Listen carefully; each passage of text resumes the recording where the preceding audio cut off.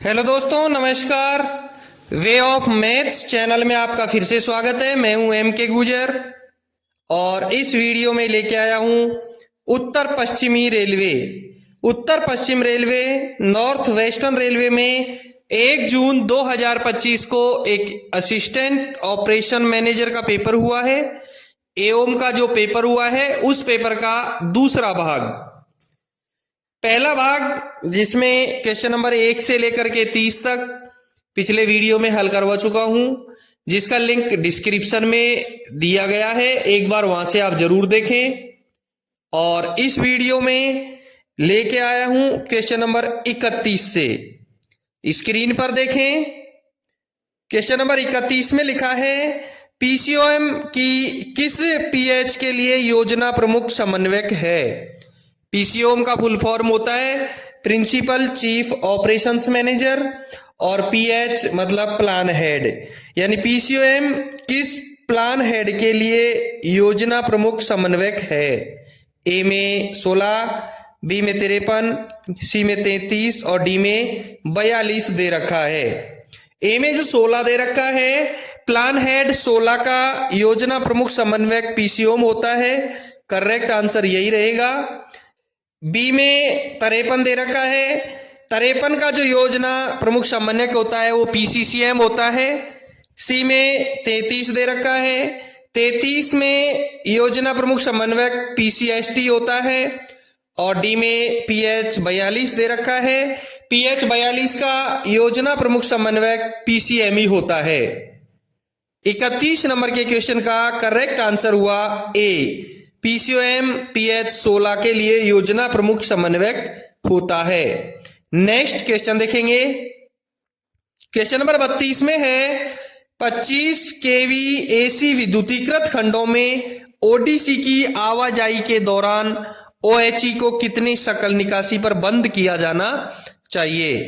ए में 100 mm, B में 300 mm, सी में 200 mm दे रखा है। ओडीसी का फुल फॉर्म होता है ओवर डायमेंशन कंसाइनमेंट। ध्यान रहे, यदि 390 mm का सकल निकासी रहेगा तो ओडीसी पर कोई स्पीड रेस्ट्रिक्शन नहीं रहेगा। यानी no speed restriction more than 390 सकल निकासी।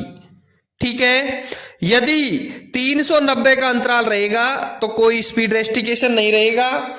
यदि 390 mm से और 340 mm के बीच में यदि गैप रहेगा, उसका कौशन लगेगा। जो स्पीड रहेगी ओडीसी की 15 किलोमीटर प्रति घंटा। 390 mm और 340 mm के मध्य में यदि गैप रहेगा तो 15 किलोमीटर प्रति घंटे की स्पीड रहेगी। यदि 340 mm से कम है, यदि अंतराल 340 mm से कम है तो 15 किलोमीटर प्रति घंटे की रफ्तार रहेगी। और OHE must be switch off, यानी कि ओएचई बंद रहेगी, पावर ऑफ रहेगा और स्पीड 15 किलोमीटर प्रति घंटा रहेगी। ठीक है, यदि 100 mm से कम का रहेगा, 100 mm से कम का रहेगा तो ओडीसी अलाउ नहीं है। ओडीसी अलाउ नहीं है। 100 mm से 340 mm तक 15 किलोमीटर प्रति घंटा OHE must be switch off रहेगा। 100 mm से कम का रहेगा तो ओडीसी अलाउ नहीं रहेगा। 32 नंबर के क्वेश्चन का करेक्ट आंसर रहेगा ए, 100 mm। दोस्तों, मेरे द्वारा पढ़ाए गए जो क्वेश्चन है वो उत्तर पश्चिमी रेलवे की जीएंडएसआर और मैनुअल बुक के आधार पर हल करवाए गए हैं। यदि आपके डिवीजन और रेलवे में कोई अंतराल मिले तो आप अपने डिवीजन का मैनुअल या बुक जरूर देखें। नेक्स्ट क्वेश्चन है, क्वेश्चन नंबर 33 में है, योजना प्रक्रिया में लाइन के दोहरीकरण का कार्य किस योजना शीर्ष के तहत प्रस्तावित किया गया है। यानी डबलिंग का काम किस प्लान हेड के तहत किया जाता है। ए में 11, बी में 15, सी में 33 और डी में 53 दे रखा है। ए में 11 है, प्लान हेड 11 नई लाइनों के लिए प्रस्तावित है। यानी नई लाइनों का जो काम होगा वो प्लान हेड 11 में होगा। बी में प्लान हेड 15 दे रखा है, करेक्ट आंसर इसका यही रहेगा। डबलिंग का जो काम होगा वो प्लान हेड 15 के तहत होगा। सी में 33 दे रखा है, प्लान हेड 33 के तहत एसएनटी का जो कार्य होगा वो प्लान हेड 33 के तहत होगा। डी में प्लान हेड 53 दे रखा है, पैसेंजर अम्यूनिटीज यात्री सुविधाओं का जो कार्य होगा वो प्लान हेड 53 के तहत होगा। 33 नंबर के क्वेश्चन का करेक्ट आंसर हुआ बी, डबलिंग का कार्य प्लान हेड 15 के तहत किया जाएगा। नेक्स्ट क्वेश्चन देखेंगे, क्या रेल संरक्षा आयुक्त की अनुमति के बिना नवनिर्मित लाइन पर माल यातायात शुरू किया जा सकता है? ए में यस, बी में नो, सी में यस ओनली फॉर 6 मंथ और डी में yes only for 3 month. Correct answer इसका बी रहेगा। सीआरएस की अनुमति के बिना नवनिर्मित लाइन पर यातायात शुरू नहीं किया जा सकता है। 34 नंबर के क्वेश्चन का करेक्ट आंसर हुआ बी। नेक्स्ट क्वेश्चन देखेंगे, क्वेश्चन नंबर 35 में है, फोयस का कौन सा फीचर ग्राहकों को अपने माल को ऑनलाइन ट्रैक करने में सक्षम बनाता है? ए में E demand registration system, B में फ्रेट कैलकुलेटर, सी में एफएनआर इंक्वायरी और डी में rail green point. FOIS freight operations information system और इसमें ऑनलाइन ट्रैक करने के लिए जो ऐप है वो है एफएनआर इंक्वायरी फ्रेट नंबर रिकॉर्ड, जिसका एफएनआर का फुल फॉर्म होता है फ्रेट नंबर रिकॉर्ड। 35 नंबर के क्वेश्चन का करेक्ट आंसर हुआ सी, फोयस में एफएनआर इंक्वायरी ग्राहकों को अपने माल को ऑनलाइन ट्रैक करने में सक्षम बनाता है। नेक्स्ट क्वेश्चन देखेंगे, क्वेश्चन नंबर 36 में है, राष्ट्रीय रेल योजना में कितने उच्च उपयोगिता नेटवर्क HUN मार्गों की पहचान की गई है? ए में 11, बी में 15, सी में 7 और डी में 20 दे रखा है। ध्यान रहे, उच्च उपयोगिता नेटवर्क HUN ऐसे मार्ग 11 हैं।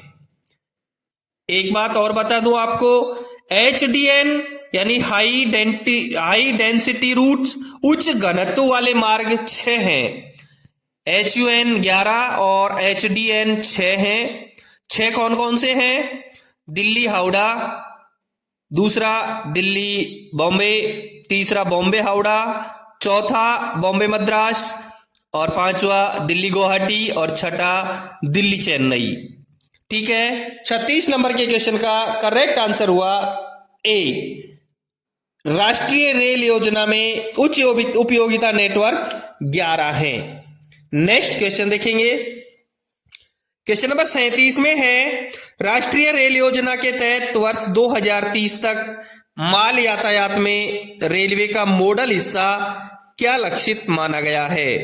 ए में 40 से 45, बी में मोर देन 20, सी में मोर देन 60 और डी में 30 दे रखा है। करेक्ट आंसर इसका ए रहेगा। राष्ट्रीय रेल योजना के तहत वर्ष 2030 तक माल यातायात में रेलवे का मॉडल हिस्सा 40 से 45% लक्षित किया गया है। नेक्स्ट क्वेश्चन देखेंगे, क्वेश्चन नंबर 38 में है, प्रीफरेंशियल ट्रैफिक ऑर्डर के अनुसार गैर प्राथमिकता सी प्रायोरिटी के तहत उर्वरक के प्रायोजित यातायात के लिए स्वीकृति प्राधिकारी कौन है? ध्यान रहे, सी प्रायोरिटी के तहत उर्वरक के प्रायोजित यातायात के लिए स्वीकृत प्राधिकारी पूछ रहा है। ए में मिनिस्ट्री ऑफ रेलवे, बी में मिनिस्ट्री ऑफ फर्टिलाइजर्स, सी में जोनल रेलवे दे रखा है और प्रीफरेंशियल ट्रैफिक ऑर्डर के यानी पीटीओ के अनुसार सी प्रायोरिटी के तहत उर्वरक की प्रायोजित यातायात के लिए जोनल रेलवे प्राधिकारी होता है। 38 नंबर के क्वेश्चन का करेक्ट आंसर रहेगा सी, जोनल रेलवे। नेक्स्ट क्वेश्चन देखेंगे, प्रीफरेंशियल ट्रैफिक ऑर्डर के तहत सीमेंट यातायात की प्राथमिकता क्या है? ए में ए दे रखा है, बी में बी और सी में सी और डी में डी दे रखा है।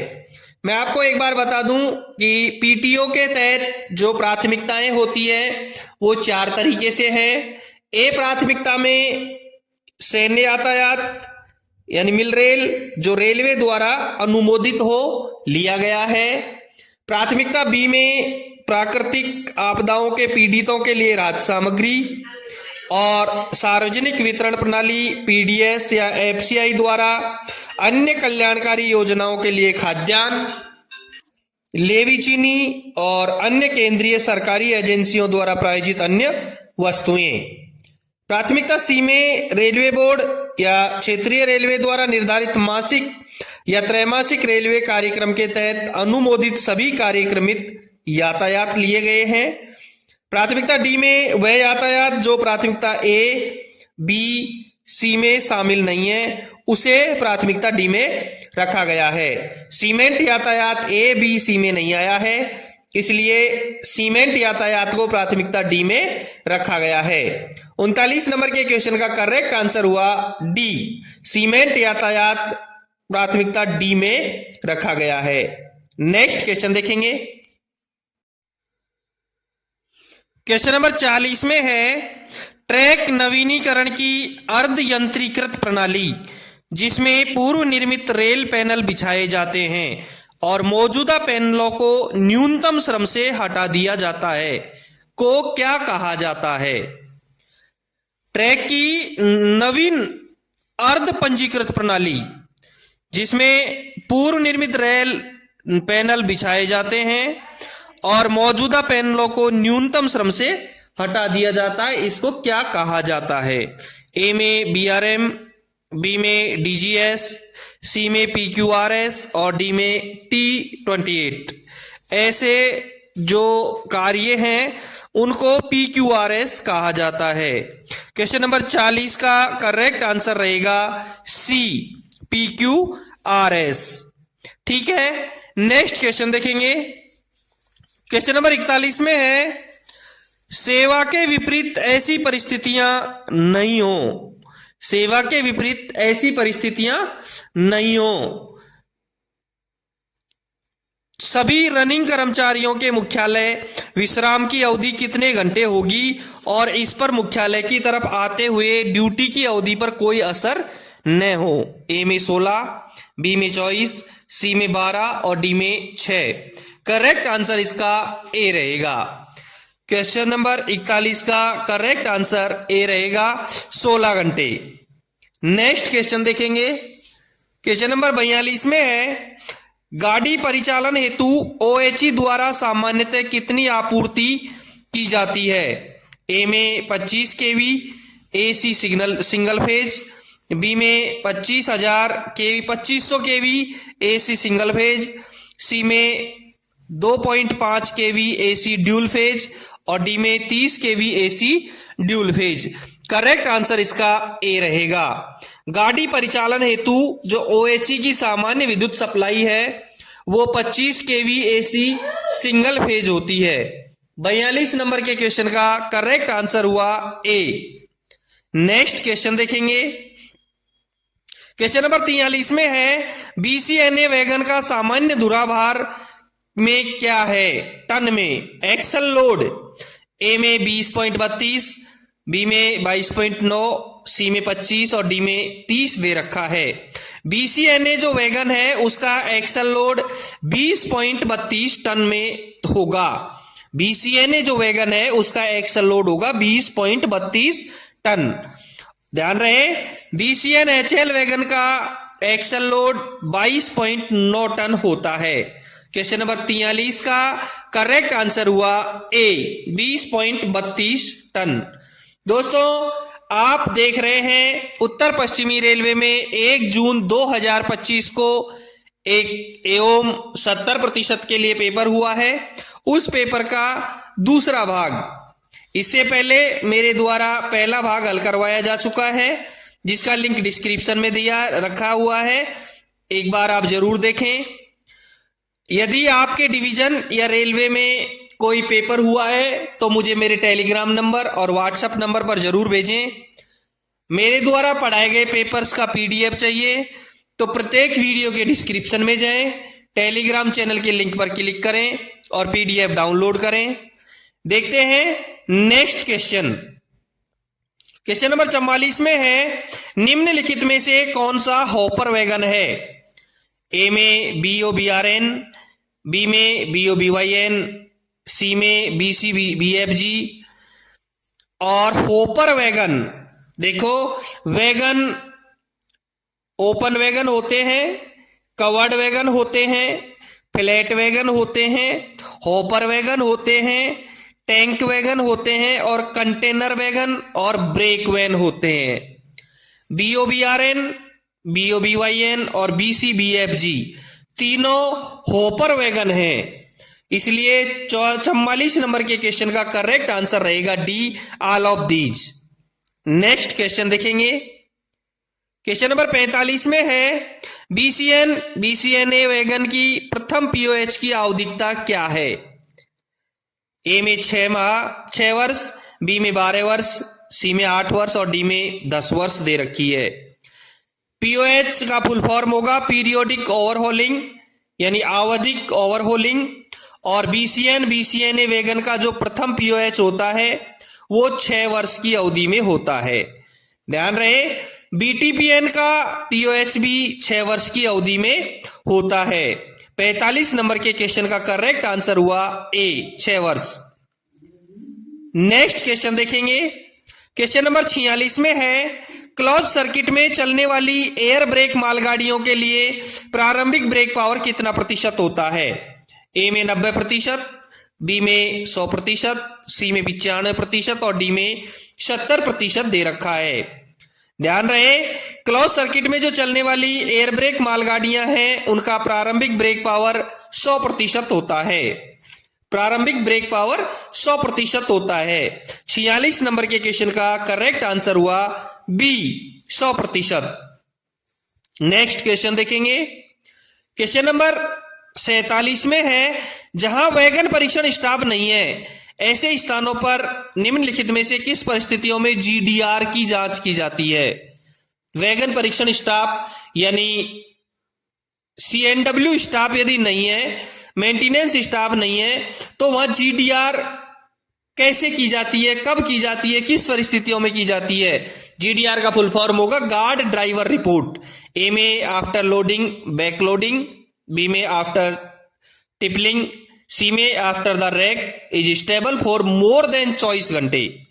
देखो, लोडिंग अनलोडिंग के बाद में, टिपलिंग के बाद में, या ऐसी जगह जहां लोड को स्टेबल हुए 24 घंटे से अधिक हो गया है, तीनों परिस्थितियों में ही GDR की जांच की जाती है। 47 नंबर के क्वेश्चन का करेक्ट आंसर रहेगा D, all of these. Next question देखेंगे। क्वेश्चन नंबर 48 में है राजस्व माल यातायात सांख्यिकी किस स्रोत दस्तावेज पर आधारित है? ए में इलेक्ट्रॉनिक RR, बी में वेइंगमेंट रिपोर्ट्स, सी में क्लासिफिकेशन रेट टेबल्स और डी में फॉरवर्डिंग नोट। राजस्व माल यातायात सांख्यिकी इलेक्ट्रिक RR दस्तावेज पर आधारित है, जिसको ERR भी कहते हैं। 48 नंबर के क्वेश्चन का करेक्ट आंसर हुआ ए। नेक्स्ट क्वेश्चन देखेंगे। क्वेश्चन नंबर 49 में है निम्नलिखित में से कौन सा पैरामीटर राजस्व माल यातायात विवरण में शामिल नहीं है? ए में नंबर ऑफ रैक, बी में नंबर ऑफ वैगन, सी में NTKM जिसका फुल फॉर्म होता है नेट टन किलोमीटर और डी में एवरेज लीड। ध्यान रहे, नंबर ऑफ रैक ये राजस्व माल यातायात विवरण में शामिल नहीं है। 49 नंबर के क्वेश्चन का करेक्ट आंसर हुआ A, number of racks. Next question देखेंगे। क्वेश्चन नंबर 50 में है क्या पहले से इंटरलॉक्ड लेवल क्रॉसिंग गेट पर इलेक्ट्रिक लिफ्टिंग बैरियर के प्रावधान के लिए रेल संरक्षा आयुक्त की मंजूरी की आवश्यकता होगी? पहले से इंटरलॉक्ड लेवल क्रॉसिंग गेट, एक लेवल क्रॉसिंग गेट है जो पहले से इंटरलॉक्ड है, उस पर इलेक्ट्रिक लिफ्टिंग बैरियर का प्रावधान करने के लिए क्या रेल संरक्षा आयुक्त यानी CRS की मंजूरी की आवश्यकता होगी? ए में हाँ, बी में नहीं, सी में नहीं अगर फाटक साइडिंग में है और डी में दे रखा है हाँ अगर TVU 10,000 से अधिक है। करेक्ट आंसर इसका नहीं रहेगा। यदि इंटरलॉक्ड पहले से है तो उसमें इलेक्ट्रिक लिफ्टिंग बैरियर लगाने के लिए सीआरएस की मंजूरी की आवश्यकता नहीं है। 50 नंबर के क्वेश्चन का करेक्ट आंसर हुआ बी। नेक्स्ट क्वेश्चन देखेंगे। क्वेश्चन नंबर 51 में है, जिला प्रशासन की मंजूरी प्राप्त होने के पश्चात ऐसे संपार फाटक को जिस पर कोई कर्मचारी तैनात हो बंद करने के लिए क्या रेलवे संरक्षा आयुक्त की मान्यता लेना आवश्यक है?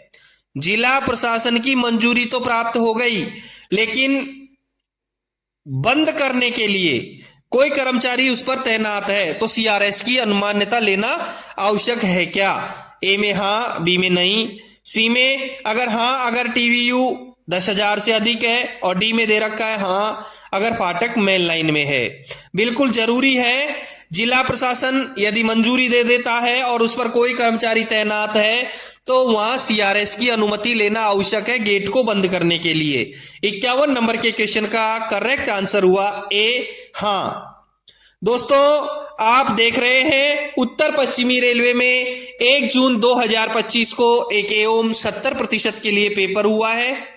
उस पेपर का दूसरा भाग, इससे पहले मेरे द्वारा पहला पेपर हल करवा दिया गया है, जिसका लिंक डिस्क्रिप्शन में दे रखा है, एक बार आप वहां से जरूर देखें। मेरे द्वारा पढ़ाए गए पेपर्स का पीडीएफ चाहिए तो प्रत्येक वीडियो के डिस्क्रिप्शन में टेलीग्राम चैनल का लिंक दे रखा है, क्लिक करें और पीडीएफ डाउनलोड करें। यदि आपके रेलवे या डिवीजन में कोई डिपार्टमेंटली पेपर हुआ है तो मुझे व्हाट्सएप नंबर और टेलीग्राम नंबर पर जरूर भेजें। देखते हैं नेक्स्ट क्वेश्चन। क्वेश्चन नंबर 52 में है, सिग्नलिंग के संदर्भ में एएफटीसी क्या है? एएफटीसी का फुल फॉर्म क्या है? ए में alternate frequency track circuit, B में additional fail safe track circuit और सी में ऑडियो फ्रीक्वेंसी ट्रैक सर्किट दे रखा है। एएफटीसी का फुल फॉर्म होगा ऑडियो फ्रीक्वेंसी ट्रैक सर्किट, यानी 52 नंबर के क्वेश्चन का करेक्ट आंसर हुआ C, AFTC audio frequency track circuit. Next question देखेंगे। क्वेश्चन नंबर 53 में है, सामान्य नियम 3.32 के 1 के अनुसार पूर्ण ब्लॉक पद्धति में इकहरी लाइन पर बी क्लास स्टेशन के होम सिग्नल के बाहर विशेष अनुदेशों द्वारा लाइन अवरुद्ध करने की अनुमति हो तो वहां क्या लगाया जाएगा? ए में बीएसएलबी, जिसका फुल फॉर्म होता है block action limit board, B में SLB shunting limit board, C में इंटीग्रेशन बोर्ड और डी में उपरोक्त में से कुछ नहीं। सबसे पहले आपको बता दूं 3.32 के 1 में क्या लिखा है। सामान्य नियम 3.32 के 1 में लिखा है, यदि पूर्ण ब्लॉक पद्धति में इकहरी यानी सिंगल लाइन के किसी बी क्लास स्टेशनों पर बाह्यतम सम्मुख यानी फेसिंग का पॉइंट या निकट होम सिग्नल के बाहर आने वाली गाड़ी की दिशा में नियम 8.09 के अधीन विशेष अनुदेशों द्वारा अवरुद्ध करने की अनुमति दी जाती है तो एक शंटिंग लिमिट बोर्ड अथवा अग्रिम प्रस्थान यानी एडवांस स्टार्टर सिग्नल उस बाह्यतम सम्मुख यानी फेसिंग कांटे या निकट यानी होम सिग्नल से इतनी शंटिंग दूरी पर लगाया जाएगा जितनी स्थानीय परिस्थितियों में आवश्यक है। क्लियर हुआ? शंटिंग लिमिट बोर्ड लगाया जाएगा, परंतु शंटिंग लिमिट बोर्ड यानी जिस पर स्टेशन की ओर शंटिंग लिमिट शब्द लिखे होंगे। एक एग्जाम में मैंने देखा है, एक क्वेश्चन आया था कि शंटिंग लिमिट बोर्ड पर स्टेशन की तरफ क्या लिखा होगा। तो ये जो शंटिंग लिमिट बोर्ड है, ये शंटिंग लिमिट स्टेशन की तरफ लिखा होता है, जिस पर स्टेशन की ओर शंटिंग लिमिट शब्द लिखे होंगे तथा रात को इसकी स्थिति बताने के लिए दोनों दिशाओं में दिखने वाली सफेद रोशनी वाली बत्ती लगी होगी अथवा अग्रिम प्रस्थान यानी एडवांस स्टार्टर सिग्नल तथा दूसरी ओर से प्रथम रोक यानी स्टॉप सिग्नल के बीच की दूरी किसी भी दिशा में द्विसंकेती सिग्नल क्षेत्र में 400 मीटर तथा बहुसंकेती या संशोधित लोअर क्वाड्रेंट सिग्नल क्षेत्र में 180 मीटर से कम नहीं होगी। किसकी? प्रथम रोक सिग्नल के बीच की दूरी SLB से द्विसंकेती सिग्नल क्षेत्र में 400 मीटर तथा बहुसंकेती या संशोधित लोअर क्वाड्रेंट सिग्नल क्षेत्र में 180 मीटर से कम नहीं होगी।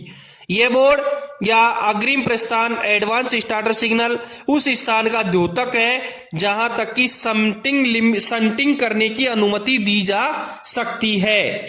संटिंग लिमिट बोर्ड और होम सिग्नल के बीच द्विसंकेतीय सिग्नल व्यवस्था में 400 मीटर और बहुसंकेती या संशोधित लोअर क्वाड्रेंट सिग्नल व्यवस्था में 180 मीटर से कम दूरी नहीं होती है।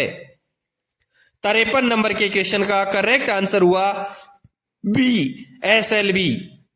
नेक्स्ट क्वेश्चन देखेंगे। क्वेश्चन नंबर 54 में है, स्टेशन के कंट्रोल पैनल पर निम्नलिखित में से किस प्रकार के संकेत उपलब्ध है? ए में पावर सप्लाई इंडिकेशन, बी में ट्रैक सर्किट इंडिकेशन, सी में रूट इंडिकेशन। तीनों प्रकार के संकेत उपलब्ध होते हैं स्टेशन के कंट्रोल पैनल पर। पावर सप्लाई इंडिकेशन होता है, ट्रैक सर्किट इंडिकेशन होता है, रूट इंडिकेशन भी होता है। 54 नंबर के क्वेश्चन का करेक्ट आंसर हुआ डी। नेक्स्ट क्वेश्चन देखेंगे। क्वेश्चन नंबर 55 में है, in signal distant territory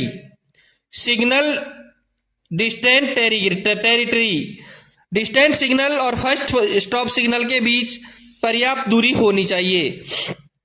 distant signal वाली टेरिटरी में डिस्टेंट सिग्नल और फर्स्ट स्टॉप सिग्नल के बीच कितनी दूरी होगी?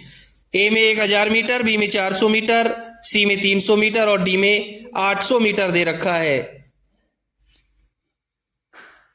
डबल डिस्टेंट में 1000 मीटर होती है और डिस्टेंट और गुड साइटिंग बोर्ड में 400 मीटर होती है। ध्यान रखें, सिंगल डिस्टेंट व्यवस्था में फर्स्ट स्टॉप सिग्नल और डिस्टेंट सिग्नल के बीच 1000 मीटर, डबल डिस्टेंट व्यवस्था में भी फर्स्ट स्टॉप सिग्नल और डिस्टेंट सिग्नल के बीच 1000 मीटर होती है और डिस्टेंट और गुड साइटिंग बोर्ड में 400 मीटर की दूरी होती है। 55 नंबर के क्वेश्चन का करेक्ट आंसर होगा ए। नेक्स्ट क्वेश्चन देखेंगे। क्वेश्चन नंबर 56 में है, सामान्य नियम 3.45 के अनुसार बुलावा सिग्नल कब तक ऑफ नहीं किया जाएगा?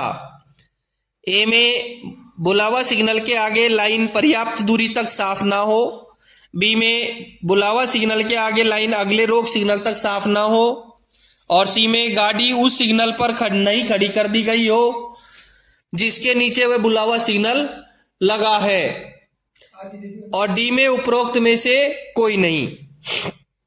दोस्तों, सामान्य नियम 3.45 के अनुसार कॉलिंग ऑन सिग्नल को तब तक ऑफ नहीं किया जा सकता है जब तक गाड़ी उस रोक सिग्नल पर खड़ी नहीं कर दी जाती जिसके नीचे वह कॉलिंग ऑन सिग्नल लगा है। इसलिए 56 नंबर के क्वेश्चन का करेक्ट आंसर होगा सी। नेक्स्ट क्वेश्चन देखेंगे। क्वेश्चन नंबर 57 में है, गाड़ी के लिए अंतिम स्टॉप सिग्नल तब तक ऑफ नहीं किया जाएगा जब तक कि अगले ब्लॉक स्टेशन से लाइन क्लियर न प्राप्त हो जाए। सही या गलत? ए में सही, बी में सही केवल दोहरी लाइन वाले खंड के लिए, सी में सही केवल इकहरी लाइन वाले खंड के लिए और डी में गलत। बिल्कुल सही है कि गाड़ी के लिए अंतिम स्टॉप सिग्नल तब तक ऑफ नहीं किया जाएगा जब तक कि अगले ब्लॉक स्टेशन से लाइन क्लियर प्राप्त न हो जाए। बिल्कुल सही है। ओनली एब्सोल्यूट ब्लॉक सिस्टम में, संपूर्ण ब्लॉक पद्धति में। 57 नंबर के क्वेश्चन का करेक्ट आंसर होगा ए। नेक्स्ट क्वेश्चन देखेंगे। क्वेश्चन नंबर 58 में है, सामान्य नियम 1.02 में क्या गति निर्धारित की गई है जब दोहरी लाइन पर एक स्वचालित रोक सिग्नल को स्पष्ट दृश्यता में ऑन स्थिति में पार करना हो? ए में कोई निश्चित गति निर्धारित नहीं की है, बी में 30 किलोमीटर प्रति घंटा, सी में 25 किलोमीटर प्रति घंटा और डी में 20 किलोमीटर प्रति घंटा। ध्यान रहे सामान्यम 1.02 में परिभाषाएं हैं और वहां इस प्रकार की कोई गति निश्चित निर्धारित नहीं की गई है। 58 नंबर के क्वेश्चन का करेक्ट आंसर होगा ए। क्वेश्चन नंबर 59 देखेंगे। सामान्यम 4.14 के 2 के अनुसार स्टेशन पर शंटिंग पर विशेष रूप से नियोजित इंजन रात में हेडलाइट के अतिरिक्त कौन सी बत्ती प्रदर्शित करेगा? ए में आगे और पीछे 2 सफेद मार्कर लाइट, बी में आगे और पीछे चमकती लाल बत्ती, सी में आगे और पीछे 2 लाल मार्कर लाइट। सामान्यम 4.14 के 2 में साफ लिखा है कि स्टेशनों पर और यार्डों में केवल शंटिंग कार्य पर लगे इंजनों में रात्रि के समय अथवा धुंध, कोहरे या तूफानी मौसम में जब स्पष्ट दिखाई नहीं देता है, रेल प्रशासन द्वारा निर्धारित की गई प्रमुख बत्ती और आगे तथा पीछे 2 लाल मार्कर बत्तियां जलाई जाएंगी। ठीक है, आंसर आपको मिल गया सी, आगे और पीछे 2 लाल मार्कर लाइट, आगे और पीछे 2 लाल मार्कर लाइट। 59 नंबर के क्वेश्चन का करेक्ट आंसर हुआ सी।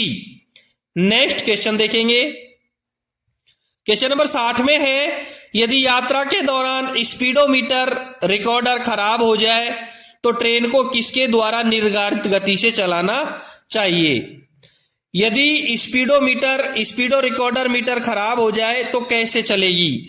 ए में अनुमोदित विशेष अनुदेशों से, बी में प्रधान मुख्य विद्युत अभियंता के अनुमति से, सी में अनुसंधान अभिकल्प तथा मानक संस्थान द्वारा, या विशेष अनुदेश द्वारा, यानी किसके द्वारा निर्धारित गति से चलेगी?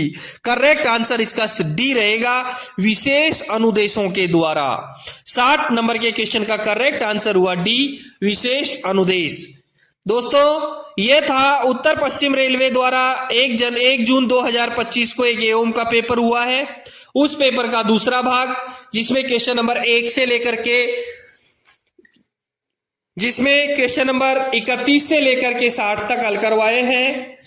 इससे पहले भाग 1 में क्वेश्चन नंबर 1 से लेकर के 30 तक हल करवा चुका हूं, उसका लिंक डिस्क्रिप्शन में दिया हुआ है, एक बार आप जरूर देखें। फिर मिलते हैं अगले वीडियो में क्वेश्चन नंबर 61 के साथ में। Thank you.